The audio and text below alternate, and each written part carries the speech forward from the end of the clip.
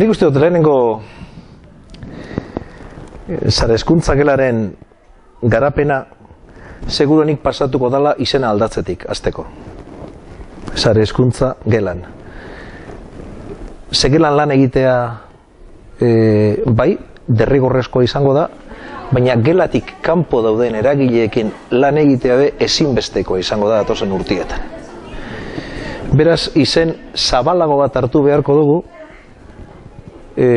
gaitasun edo kompetentzia digitala ez da izen bakarrik ikaslearena izan, baita be familiarena, nahi badugu lerrokatuta joatea batzu eta besteen helburuak.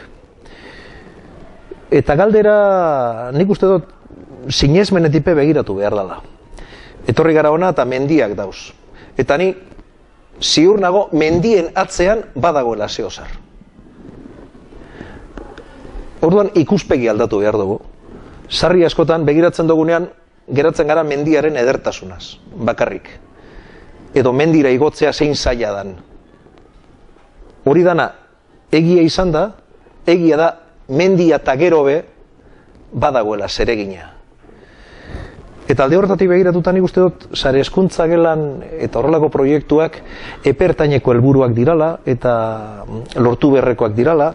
Uste dut gainera derrigorrez lortu beharreko kontua dela, hezkuntza sistema publikoak se la juega, eta horren konstiente izan behar gara danok, agintarietatik hasi, baina baita be edozein irakasle, edozein ikastetxe publikoan dagoena. Pasatu dira ja garaiak norbera atxikitzen danak proiektu bati edo beste bati gustokoagoa dodalako edo ez dodalako gustoko. Libre adhesión, ez? Sarri askotan gertatu izan dana, ez, baina, bai, eraman zeuek, baina ni ez sartu hemen. Ez uste dut badirala hor gauza batzuk sistema moduan derrigorrez egin beharrekoak. Eta bat, beste askoren artean, digitalizazioarekin zerikusia daukana da. Ezin dugu utzi ikastetxe publikoetan eskolatzen diran ikasleak eta gurasoak tren honetatik kanpo. Badira gauza batzuk ez dirana diskutitzen. Anistasunarena da eta gure zeregina da anistasunari erantzuna emotea. Eta anistasun horri zelan erantzuna eman, zelan lortu ikasle guztiek aldaben eta gaitasun handiena lortzea baita be baliabide digitalekin eta ezagutza digital horretan, hori da benetako erronka be bai. Lehen ikasle horiekin beste garapen batzuk eta egiten ziran artean orain dira horrek gehi beste kompetentzia digitala lortzea. Seguruenik bere buruko minaketa ekarriko dauz. Ze hemen be, lehenengo eta behin egiten dana da, eta hitz egiten harinaz, uste dodanaz, ez da gertatuko dala.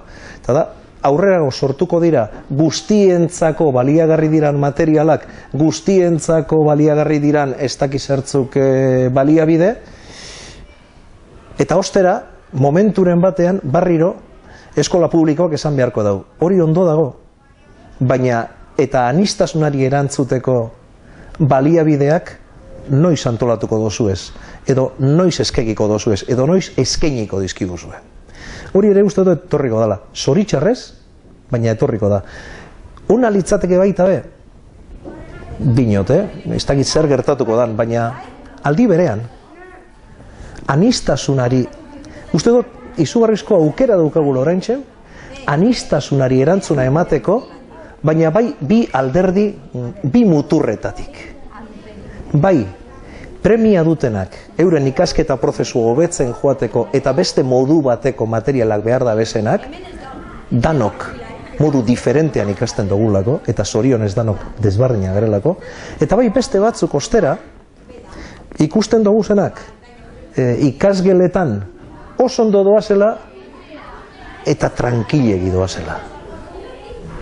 Aprobetxatu dezagun beraiz, viaje hau, horretan be, ardura ipini eta esateko, kapaz izango da gure herri hau, gure hezkuntza sistema eskola publikoa, gure agintariak, anistasunaren ikuspegi zabal bat lantzeko behingoz?